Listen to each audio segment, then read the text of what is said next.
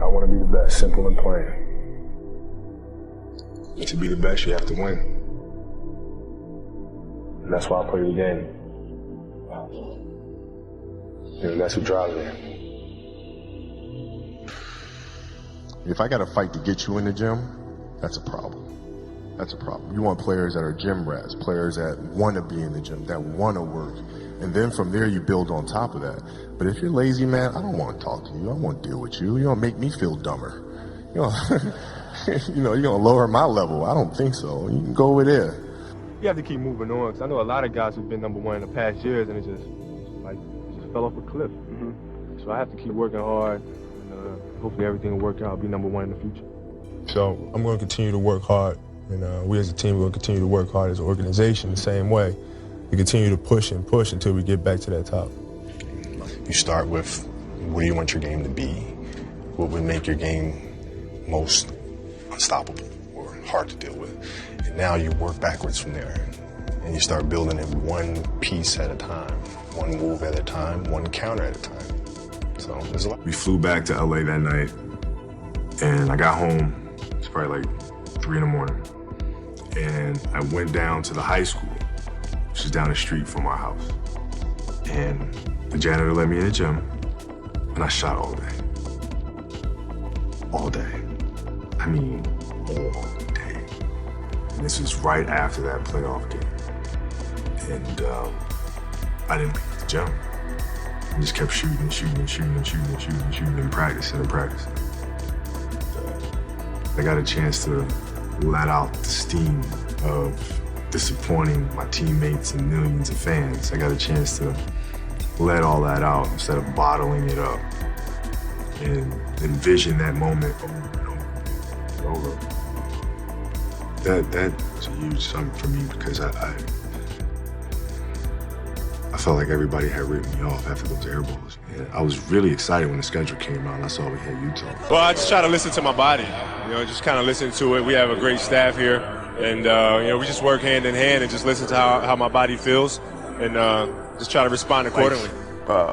We used to have an All-American camp that I used to go to, and at the time when I first showed up, I was a sophomore, and one of the things I would do is, while everybody would be at the cafeteria, eating and doing all sort of stuff, I'd just go back to the gym. I'd just go back to the gym. They'd be resting, eating. And they'd see me leave, right? But now you're in a tough position, because you're like, okay, I want to be like, I'm following the kid to go work out, but I know he's working, he's up early, and he's doing all this other stuff. And so that was my way of showing them, yeah, I may be from the suburbs, but you're not going to outwork me. Wow. And I'm mentally going to.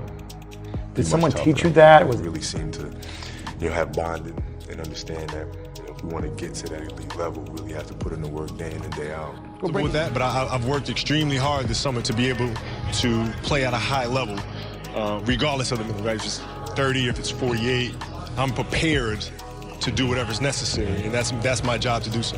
My parents were great.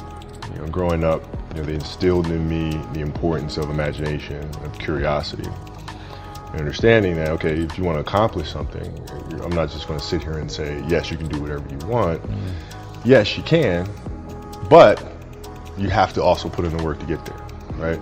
So they taught me that at a really early age, man. And when you grow up as a kid thinking that the world is your oyster, all things are possible if you put in the work to do it, you grow up having that fundamental belief. One of your high school friends said, when I was partying, he was playing basketball. When I was waking up, Kobe was playing basketball before class. How would you describe your dedication to the sport even back then? Well, I tried to find a balance, right? I tried to do both. I had a great deal of energy. So if there was a school party, something like that, I'd play basketball for a few hours. I'd do what I have to do and have fun doing it, and then I'd go to the party, and I'd show up, I'd have a good time, have fun, and I'd be up at 5 o'clock in the morning, working out, and training the next day. So I tried to do both. 40-point games, 60-point games in 3 quarters. So talk about what led up to the big monster 81-point game. Well, it was 1,000 makes a day in the summertime. you know, and going through things just as I would during the game. So, you know, I knew exactly where my positions were within the triangle and where the shots would be coming from. So everything that I did throughout the course of my training was literally simulating that. So it was all game shots. So when it came in the game, things were just automatic because I'd put my body through it before. You know, sometimes you get in the gym and you work out and you work on ball handling, you work on shooting, but none of it's really within a structure of what you will be doing in the game. For me, it wasn't like that. It was literally carbon copy of what I'd be doing. So by the time the season came around, it was all just muscle memory. I understand, you know, there's different levels of focus and commitment to a craft. I get that completely. Guys want to go out and have a good time. I get that completely. However, if you're going to do that and you show up to work the next day, you better be ready, right? If you're going to do that, you better come to practice and you better be ready to go. And if you're not, then I'm going to let you know. And you know, I think the message was sent pretty clearly. Rest at the end, not in the middle. And that's something I always live by. Yeah, we're gonna work hard.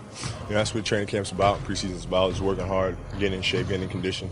And not so much about the games, but just, you know, the game's just another way to kind of, you know, get your exercise, get your win, get your rhythm. So we're pushing it in practice all week. But it's simple. Like if you do the math on this, right? Like if you're thinking about how often kids are playing, right? And I tell this to my daughter and my daughter's team as well that I coach. It's a simple thing of math. If you want to be a great player, if you play every single day, 2-3 hours, every single day, over the course of a year, how much better are you getting?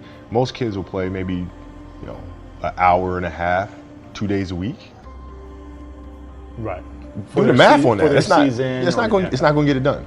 It's not going to get it done, right? So if you're obsessively training 2-3 hours every single day over a year, over 2 years, You're accelerating. you make quantum leaps, man. Just doing a If I could work that hard every day, with being blessed with the physical tools that I have, what would my career be? And I made a promise to myself from that day that I was going to work that hard every single day so that when I do retire, I have no regrets. And that was the most important thing for me, is to leave no stone unturned, get better every single day. And if I lived that way, then over time, you know, I'd have something that was beautiful. But that was my philosophy. It seems like a pretty simple one, but you know, if you live your life to just get better every single day and do that for 20 years, I mean, what do you have? Pressure's a funny thing. You know, I always felt like the people that feel pressure are the people that cut corners and really didn't put the work in. If you know you've put in all the work, what is there to be nervous about? You've done it thousands of times before. You just go up there and do it one more time. Really a question of what side of the fence do you want to be on? You know, do you want to be nervous in those situations, or do you not want to be nervous in those situations? Do you want to look at pressure as a normal sport occurrence, like breathing is to every single day of your life? Then you put in the work. And if you don't, man, that's on you. I think the best way to prove your value is to work, is to learn, is to absorb, to be a sponge. You always want to outwork your potential. You know, as hard as you believe you can work harder than that. Well, because you just focus on the day that you're playing. I mean, it's as simple as that. Like whatever you're doing in that moment, that's what you're doing. That's your sole focus. So you don't think about, you know, I have to do this for another year, or I have to do this for another 2 months. Just think about that moment. What are you doing at that moment in time? You focus on 100%. That happens to me, like when I'm running, when I'm working out, I'm running. I do a lot of work on the track. And I'm running, and I'm really tired. But the finish line is all the way on the other side. And if I look at where I have to run, I get even more tired. So what I do is I just look down. I just look down, I just look at my feet just moving. And then the next thing you know, I look up and I'm crossing the finish line. You move with it. The strength and flexibility and the strength and acceptance. Like in my game now, I could say, you know, I want to be able to jump as high as I used to. I want to be able to be as fast as I used to. I have to be, No, I don't jump as high as I used to. That's okay. I'm not as fast as I used to be. That's okay too. I'll figure out another way to do it.